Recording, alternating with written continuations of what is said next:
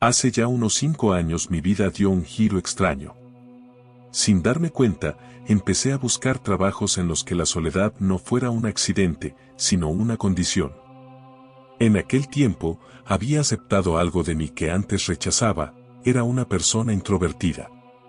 Lo curioso es que, en lugar de sentirme limitado por eso, descubrí que la soledad podía ser una especie de refugio, un espacio donde podía respirar. Al principio eran empleos sencillos, cosas que muchos habrían considerado aburridas o poco interesantes. Hice repartos, recorrí calles vacías llevando paquetes o pequeños encargos. Pasaba horas enteras caminando solo, cruzando barrios donde las luces parecían apagarse más temprano de lo normal.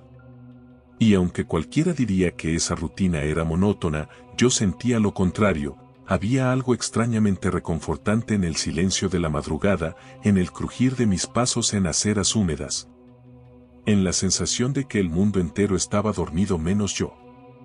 Con el tiempo, llegó una oportunidad distinta. Un trabajo que, a primera vista, parecía perfecto para alguien como yo, ser guardia de seguridad en un cruce ferroviario apartado, casi en medio de la nada. Mi deber era simple: quedarme en una pequeña caseta, vigilar el paso del tren y asegurarme de que nada saliera de lo normal.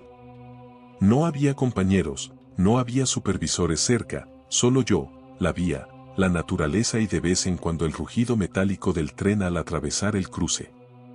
Al principio lo vi como un empleo tranquilo, casi terapéutico. Pasaba largas noches escuchando el viento golpear las viejas paredes de la caseta.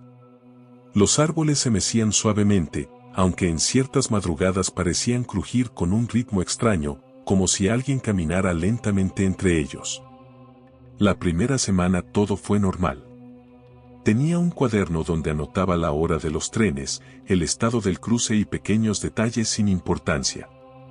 Sin embargo, a medida que pasaban los días, empecé a notar cosas que no encajaban. Por ejemplo, algunas noches, justo antes de que un tren apareciera en el horizonte, el ambiente cambiaba. El aire se volvía más frío, los insectos que normalmente llenaban la noche con su zumbido callaban de repente y todo quedaba en un silencio tan pesado que me costaba incluso tragar saliva. Me decía a mí mismo que era solo mi imaginación, que seguramente se debía a las vibraciones del tren acercándose, pero había algo en ese silencio que no se sentía natural. Era un silencio vivo, como si alguien estuviera ahí, observándome desde la oscuridad. Una madrugada, mientras hojeaba mi cuaderno aburrido, escuché un golpe seco contra la ventana de la caseta. Me levanté sobresaltado, pero afuera no había nadie. El vidrio estaba empañado por el frío, y lo más inquietante era que, en medio del vaho, se distinguía claramente la marca de una mano apoyada. Una mano grande, alargada, demasiado delgada. Miré a mi alrededor, traté de convencerme de que había sido yo mismo al abrir la ventana antes, pero sabía que no. Esa huella no era mía. Los días siguientes se volvieron más extraños. A veces, mientras el tren pasaba rugiendo y la caseta vibraba, alcanzaba a ver figuras en los ventanales de los vagones vacíos. Rostros que no deberían estar allí, mirando en dirección al cruce como si esperaran verme. Otras veces, el reflejo en los cristales mostraba más de una silueta dentro de la caseta, aunque yo estaba completamente solo. El paso del tiempo me hizo cuestionarme si realmente estaba eligiendo bien al abrazar la soledad. Lo que antes era un refugio, poco a poco empezó a sentirse como una trampa. Ese lugar se transformó en una prisión invisible, donde no había nadie a quien preguntar si lo que veía era real o si mi mente me estaba jugando trucos.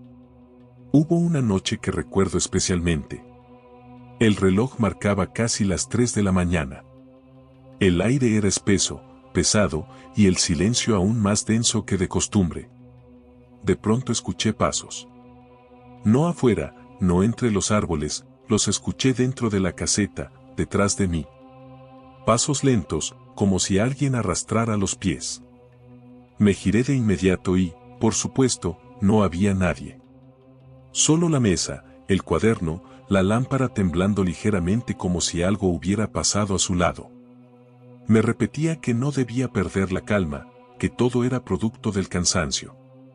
Pero entonces, la lámpara parpadeó varias veces hasta apagarse.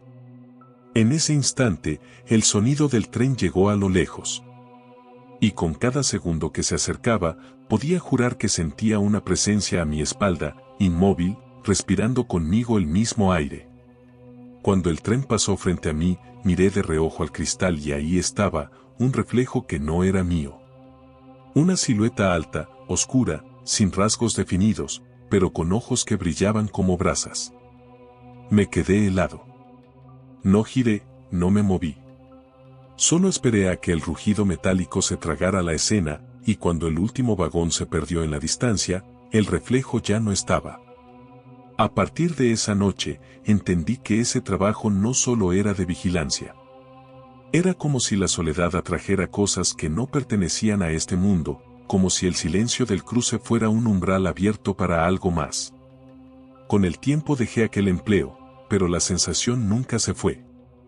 A veces, incluso ahora, cuando paso cerca de una vía abandonada, me invade un frío inexplicable. Y cada vez que veo un tren alejarse en la distancia, me pregunto si alguien, o algo, me sigue observando desde los reflejos de las ventanas.